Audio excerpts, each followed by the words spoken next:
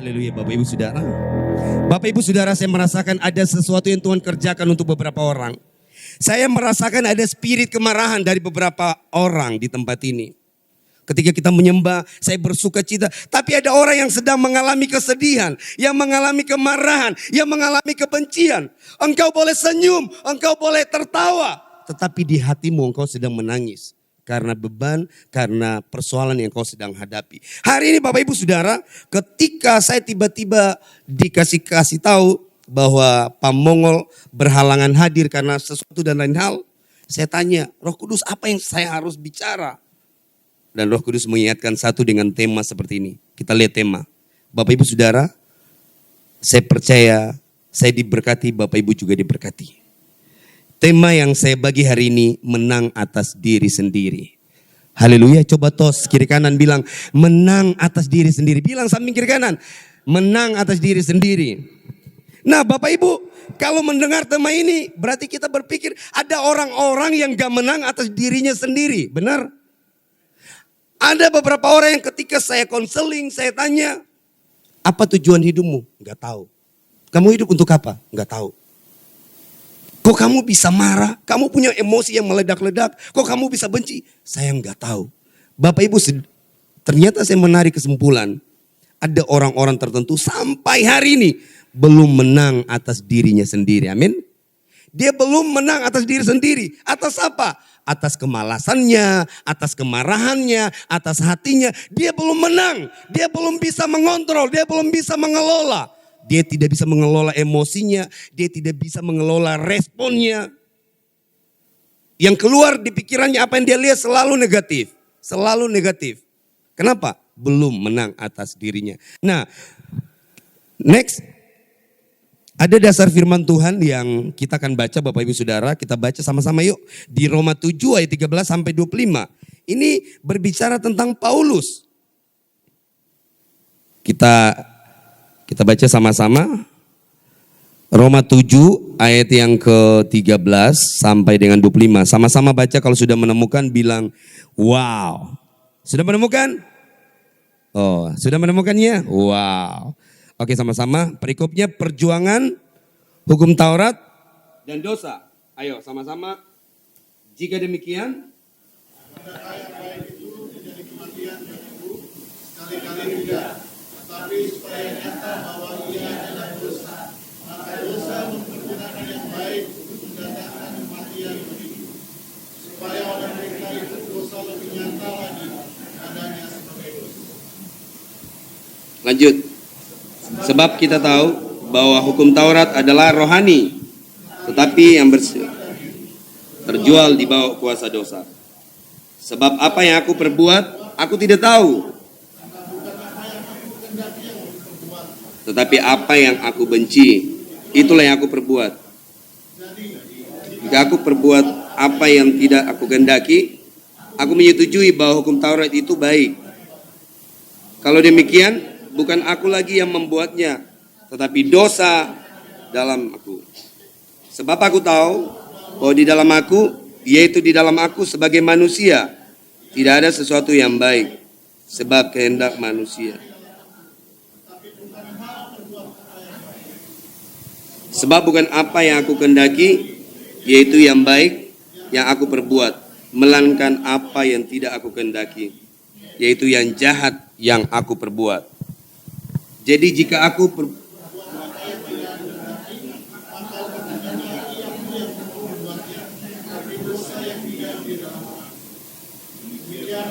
dapat hukum ini. Jika aku menghendaki berbuat apa yang baik, yang jahat itu ada padaku.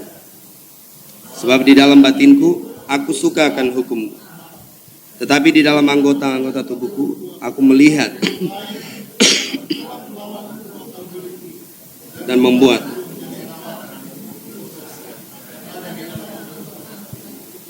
Aku manusia cilaka. Siapakah yang akan melepaskan aku dari tubuh maut ini? Syukur kepada oleh Yesus Kristus Tuhan kita, jadi dengan akal budi. Dengan tubuhku. Haleluya. Next slide. Bapak Ibu Saudara, di next slide ya. Bapak Ibu Saudara, jadi Paulus sedang menggambarkan kehidupannya Di ayat yang ke-19 ini yang menjadi rema buat saya. Sebab bukan apa yang aku kehendaki yaitu yang baik yang aku perbuat, melainkan apa yang tidak aku kehendaki yaitu yang jahat yang aku perbuat. Paulus sedang menceritakan tentang dirinya. Kalau dia bilang hukum Taurat itu hal rohani, hal yang baik, mengajarkan hal-hal yang baik. Amin. Yang baik, peraturan-peraturan yang baik. Bahkan itu ada firman-Nya. Tetapi kerap kali Paulus, dia mau melakukan yang baik. Pada kenyataannya dia melakukan yang jahat. Dan Paulus mengakui, ternyata itu aku, manusia dosa. Bapak ibu saudara, coba kita cross check diri kita. Adakah manusia aku, manusia kita yang berdosa? Kita boleh menyembah Tuhan, kita boleh datang beribadah. Tetapi kita masih terikat dengan dosa-dosa. Ketika kita kembali ke rumah tidak ada yang lihat. Ketika kita di kamar sendiri, ketika nggak ada gembala melihat, ketika nggak ada jemaat atau pengerja, apa yang kita lakukan Bapak Ibu Saudara? Roh Kudus mengingatkan kepada saya, kita harus menang atas diri sendiri, amin. Ini baru bicara tentang diri kita. Bagaimana kita bisa memenangkan orang lain kalau diri kita aja babak belur Bapak Ibu Saudara. Bagaimana kita bisa menjadi berkat, menjadi teladan buat orang lain kalau diri kita aja nggak jadi teladan.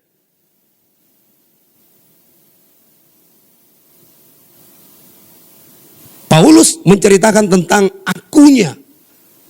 Dia suka hukum-hukumnya Tuhan. Dia suka hukum-hukumnya Tuhan. Tapi seringkali pada kenyataannya dia melakukan dosa.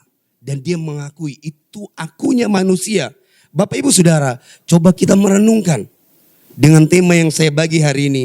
Menang atas diri sendiri. Apakah hari ini kita menang atas diri sendiri Bapak ibu saudara? Ada beberapa orang belum menang atas dirinya sendiri. Saya menyaksikan tentang saya dulu. Sebelum saya menang atas diri sendiri, Bapak Ibu Saudara, orang melihat saya ketakutan. Saya asal dari Maluku, suka minum cap tikus atau tuak atau bir. Ketika lagi jalan berpapasan, orang lihat mata saya bilang, apa lo? Dan kalau mata bertatapan, Bapak Ibu Saudara, tanya orang Maluku atau orang NTT, itu udah bisa jadi berantem, saya bisa mukul. Bayangkan. Apa lu lihat-lihat gitu? Saya udah bisa ambil tindakan. Kenapa? Itu manusia daging saya. Kerap kali. Saya pernah di gereja. Mulai tergabung dalam pelayanan.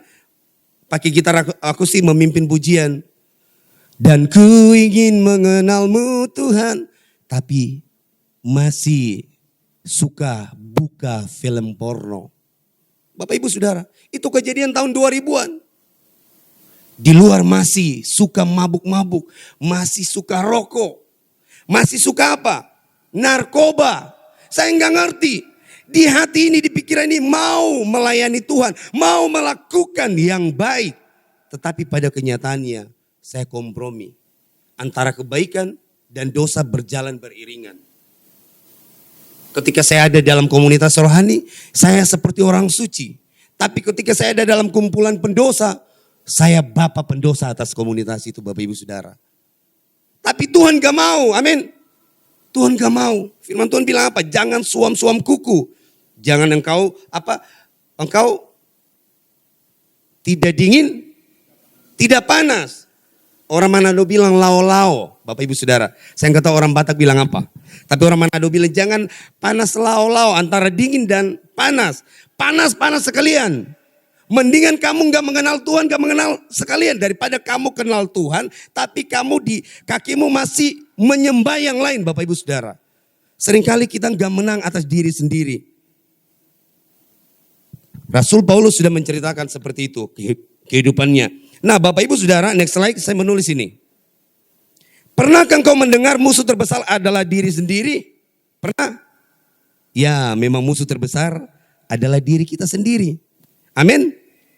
Oh ya, mengapa begitu? Karena engkau menghadapi musuh yaitu kemalasanmu sendiri, kemarahanmu sendiri, keegoisanmu sendiri, rasa benar sendiri, dosa yang kau tutupi, kebohonganmu sendiri. Engkau bisa dan mampu mengatasi sesuatu yang dari luar. Tetapi sesuatu yang dari dalam dirimu belum tentu engkau dapat mengatasinya. Amin. Amin. Sesuatu yang dari luar bisa kelihatan, amin. Tapi sesuatu yang menyangkut dosa, kita simpan rapat-rapat. Dan saya mau bilang ada ukuran, ada batasannya Tuhan. Ada ukuran kebaikan dan kemurahan Tuhan. Amin. Doa-doamu selama ini, engkau menantikan suamimu berubah, engkau menantikan keturunan, engkau menantikan pekerjaan, engkau menantikan terobosan, teruslah berdoa. Firman Tuhan berkata, jangan jemu-jemu berdoa. Kalau sudah tiba waktunya, wow dahsyat. Ada batasannya Tuhan untuk memberkatimu. Kalau Tuhan sudah buka pintu, tidak ada satupun yang dapat menutupnya. Amin. Kalau Tuhan sudah buka jalan, tidak ada satupun yang dapat menutupnya. Amin. Amin. Makanya lakukan bagianmu. Jangan pernah kendor. Amin. Biarlah rohmu menyala-nyala dan layanilah Tuhan. Amin. Hari ini engkau mundur, engkau patah semangat, engkau kering, engkau kecewa karena persoalan. Dan engkau mulai mundur lari daripada Tuhan. Saya mau bilang hari ini bangkit. Bangkit dan layani Tuhan. Sebab ada roh yang luar biasa. Bapak ibu saudara, saya bersuka cita banget ketika tadi pujian penyembahan. Saya merasakan ada urapan yang kuat di tempat ini. Amin. Saya merasakan ada urapan yang kuat. Dan saya percaya Bapak ibu saudara, gereja ini luar biasa. Gereja ini sesuatu yang dahsyat tentang minyak urapan dan perjamuan kudus. Setiap minggu. Dan kalau kita mendapatkan pengertian ini, wow ada otoritas dan kuasa. Amin. Kita perjamuan sendiri, kita oleskan minyak, bahkan kita doain orang itu terjadi, orang sembuh. Amin. Amin. Amin. Bapak ibu saudara, next slide. Ciri-ciri orang yang belum menang atas dirinya sendiri. Ini saya menulis, Bapak ibu kita bisa cross check ya. Ini saya mengambil gambaran saya ketika kehidupan beberapa tahun silam. Saya tersinggung jika ditegur. Jika ditegur pemimpin, jika ditegur bos, jika ditegur orang lain, saya mudah tersinggung Bapak Ibu Saudara. Contoh dalam pelayanan gini lah, misalnya Pak Gembala itu, Panto, suara Panto jangan terlalu kuat, terlalu menggelegar. Padahal itu kan benar.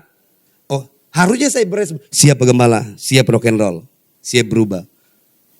Tapi karena respon saya salah, saya pendam, saya marah sama pemimpin. Begitu juga sama orang lain yang menegurmu. Padahal itu nasihat itu baik untuk kita, amin. Nasihat itu baik buat kita Bapak Ibu Saudara. Lalu perhatikan ciri-ciri orang yang belum menang atas dirinya sendiri. Menyimpan kesalahan orang lain, amin. Dulu ketika saya belum mengenal pribadi Yesus, belum mengenal kasih Tuhan, saya menyimpan kesalahan mantan pacar saya Bapak Ibu Saudara. Sakitnya itu di sini sampai naik di otak Bapak Ibu Saudara. Sakitnya yang sudah pernah merasakan, aduh makan makanan enak gak enak. Wow haleluya. Makan makanan yang bilang paling enak tapi masuk gak ada rasa nikmat, amin. Makanya cuman dalam Tuhan yang memberikan sukacita dan damai sejahtera, amin. Engkau boleh punya banyak kepemilikan, tapi tanpa Tuhan semua sia-sia, amin. Engkau cuman makan apa? Garam, nasi dan garam. Tapi penuh dengan sukacita, Engkaulah Tuhan. Tahu nggak garam rasa KFC, haleluya. Amin. Tapi engkau makan enak tapi hatimu nggak penuh dengan damai sejahtera, penuh dengan kebencian, kemarahan. KFC rasa apa? Sesuatu yang menyakitkan. Itu gambaran aja. Lalu apa? Suka mudi, sensitif, bahkan posesif. Bapak Ibu, saya moodnya berubah-ubah. Bisa ketemu teman saya happy. Lalu ketemu yang lain saya bisa nangis. Habis itu saya kecewa. Moodnya itu berubah-ubah. Tidak konsisten. Kenapa? Saya belum menang atas diri saya sendiri. Seperti Paulus. Paulus mau melakukan yang baik. Saya juga mau. Saya mau tuh perasaan saya tuh tetap. Moodnya itu tetap. Bersukacita, tenang. Tapi pada kenyataannya ketika menghadapi persoalan saya panik. Saya ketakutan. Seperti tidak mengenal Tuhan. Padahal apa? Saya menyembah Tuhan, saya beribadah. Tapi ketika ada persoalan, saya lari kepada manusia. Saya tanya kepada dukun. Bapak Ibu Saudara, saya pernah minum air hu. Kalau saya ke kuburan juga, waktu SMP, ketika pulang di kampung kan, Papa Chinese, jadi kita punya oma. Saya ke kuburan gini, Oma, Kong, jangan ganggu Anto ya kalau Anto pulang. Saya udah bersihin kuburan. Bapak Ibu juga mungkin pernah melakukannya. Saya bersihin, lalu saya yang berbunga. Lalu setelah itu, terakhir saya bilang, Kong, Oma jangan ganggu Anto ya. Kong Oma berkati Anto biar Anto pintar sekolah. Tahu nggak? Ternyata saya berbicara kepada dunia orang mati dan secara tidak sadar spirit okultisme, roh-roh dunia orang mati itu mengikat saya Bapak Ibu Saudara. Buat engkau yang pernah minum air dalam nama Yesus, hari ini ada sesuatu yang Tuhan akan lepaskan, amin. Hari ini saya percaya dengan minyak urapan dan perjamuan kudus engkau dibebaskan. Amin. Engkau yang kecewa, engkau yang putus asa, bahkan engkau yang marah, engkau tidak menemukan jalan keluar. Hari ini engkau mengalami terobosan dalam nama Yesus. Amin. Ini hadirat Tuhan. Bapak Ibu bisa merasakan, amin. Saya merasakan ini urapan Tuhan di sini dahsyat banget. Amin. Ini siang tapi saya semangat, amin. Sensitif bahkan posesif. Ketika enggak disalamin, wah dia udah marah, dia udah enggak. Ketika kita banyak sensitif. Sensitif bukan peka terhadap situasi. Sensitif yang negatif. Mudah marah ketika enggak disalamin, enggak ditanya kabar. Mulai berasumsi yang negatif. Lalu posesif itu apa ya? Seperti mau menguasai kepemilikan. Seperti itu ya, posesif. Iya ya. Pernah lihat orang posesif, kalau misalnya pasangannya gak boleh baru ke Indomaret beli aku. Jangan, nanti ada cowok yang ganggu kamu. Padahal kan cuma beli aqua. Itu orang yang posesif. Rasa takut dan khawatir yang berlebihan. Itu pun dosa. Dosa, kenapa? Kita tidak percaya kepada Tuhan, makanya kita ketakutan. Lalu lanjut, tidak mudah memaafkan. Nah Bapak Ibu Saudara, ada lagu yang saya tulis seperti ini. Maafkanlah aku yang menyakiti hatimu. Maafkanlah aku. Maafkan diriku. Bapak Ibu Saudara, saya pernah melakukan kesalahan. Dan saya juga pernah orang lain melakukan kesalahan. Ketika saya menyadari itu, saya dapat terima lagu tadi. Karena apa? Saya diampuni oleh Tuhan, dimaafkan dosa-dosa, amin. Kok saya menahan kebaikan dalam diri saya buat orang lain? Kalau itu tergantung kepadamu, lakukanlah, amin. Orang lain gak dapat mengampunimu karena hatinya belum beres. Tapi ketika kamu sudah mengalami firman, ya memaafkan, mengampuni, amin. Amin. Memang kamu gak bisa, kamu gak kuat, tapi Roh Kudus yang memampukan, amin. Saya percaya. Lalu Bapak Ibu, gampang terluka. Orang yang gampang terluka, makanya firman Tuhan di Amsal 4 ayat 23 dibilang apa? Jagalah hatimu dengan segala kewaspadaan, karena dari situlah terpancar kehidupan. Hati kita sumber kehidupan, amin. Kalau kita nggak menjaga hati kita, kita akan mudah luka. Kita mudah menyimpan sampah Bapak Ibu Saudara. Ini orang yang belum menang atas dirinya sendiri. Nanti ada caranya bagaimana kita bisa menang atas diri kita sendiri. Saya akan ada bagi beberapa poin. Lalu perhatikan, merasa paling benar. Nah, siapa yang merasa paling benar? Orang yang merasa paling benar ini dia belum menang atas dirinya. Ketika dia ada dalam satu kumpulan berdiskusi, sekalipun itu argumennya salah, sudah ketahuan salah, tapi dia harus selalu menang. Dia mau dia yang didengar. Dia tidak mendengar, tidak membaca situasi. Itu orang yang merasa paling benar. Dan saya mau bilang, orang yang merasa paling benar sebenarnya dialah yang suka melakukan dosa. Amin. Karena orang kalau yang merasa paling benar, dia akan menuntut orang lain. Kamu lakukan ini. Kok kamu begini, kok kamu begitu. Sementara dia nggak melakukan apa-apa. Contohlah di kantor. Weh, kamu harus kerja gini. Padahal dia di dalam ruangan, dia nonton TV, angkat kaki, main game. Tapi kalau di luar, kamu kerja yang baik ya. Ini semua melakukan ini. Ternyata apa yang diucapkan tidak sesuai dengan pada kenyataannya. Dan orang ini selalu merasa paling benar. Orang yang merasa paling benar ini apa? Dalam diri dia ada kesombongan. Dan firman Tuhan berkata, orang yang sombong itu adalah awal kehancuran. Dia akan jatuh. Amin. Oleh sebab itu kita harus menang atas diri kita. Lalu yang ketujuh, saya menulis, suka memaksakan kehendaknya. Siapa yang suka memaksakan kehendaknya? Bapak Ibu Saudara, harus begini. Harus begini, padahal mungkin pemikiran dia tidak terlalu bijak. Mungkin dalam keluarga. Pernah melihat ada orang yang suka memaksakan kehendaknya? Suami istri, mungkin suami atau istri atau anak. Yang suka ngotot memaksakan kehendaknya. Gua nggak mau, pokoknya harus seperti ini. Apalagi kalau dia punya kuasa. Punya otoritas maksud saya. Dia punya power ya. Dia bisa akan melakukan sesuai dengan keinginan hatinya. Next.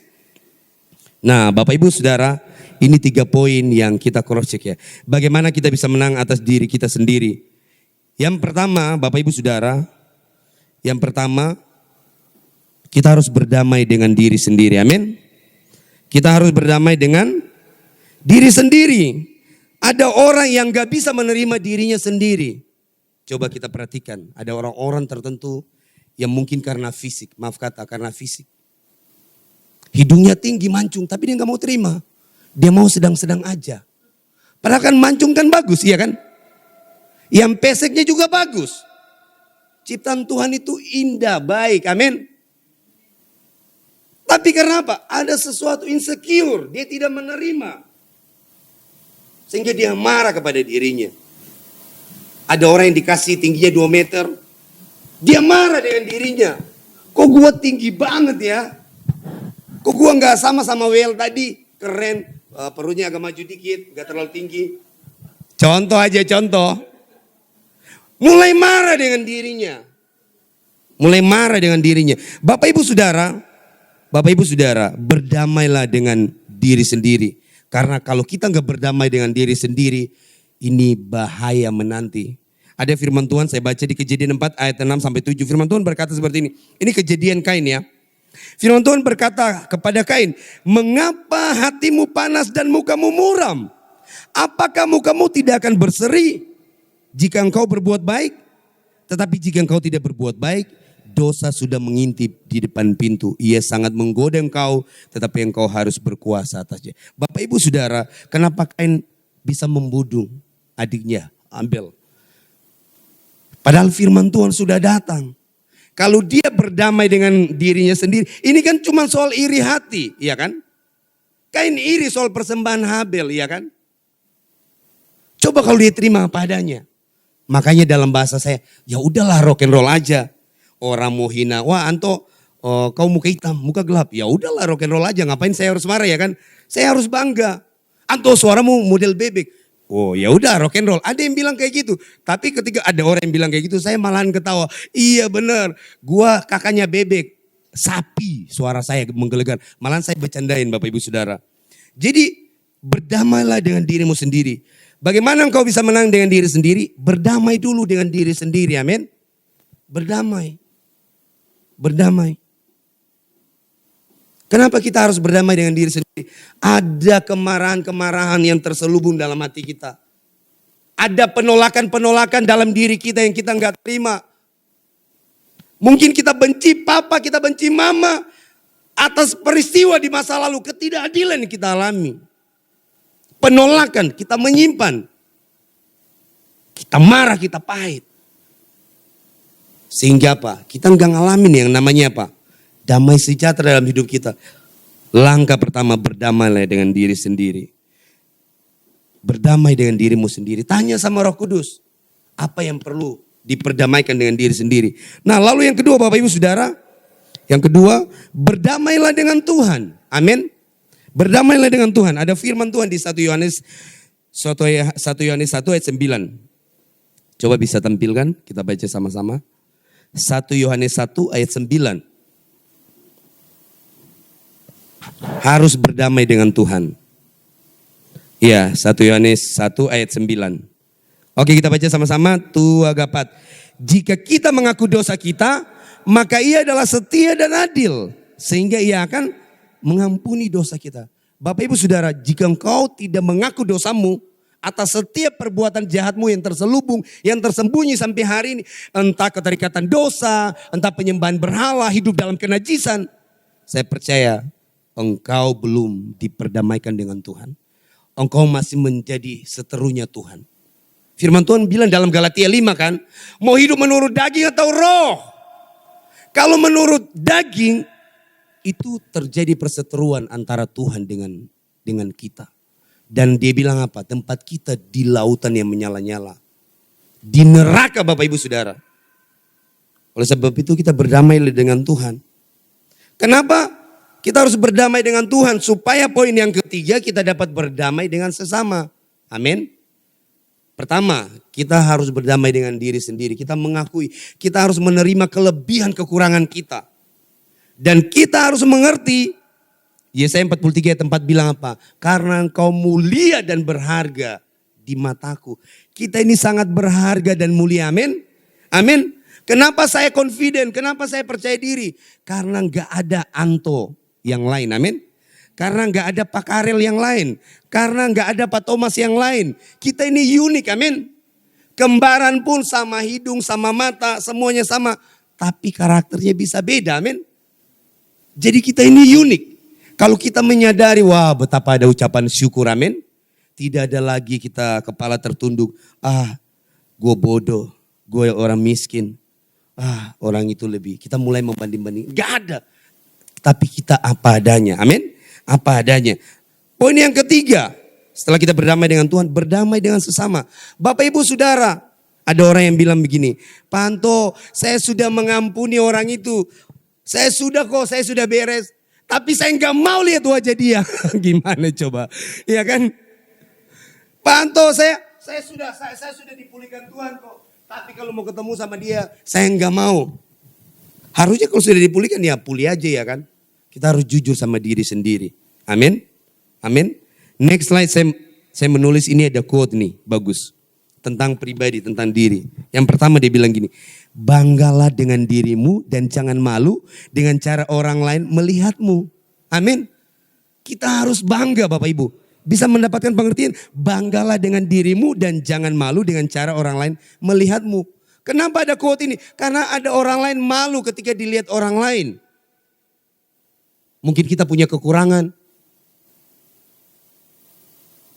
Bapak Ibu tahu Nick Fuji yang gak ada tangan dan kaki?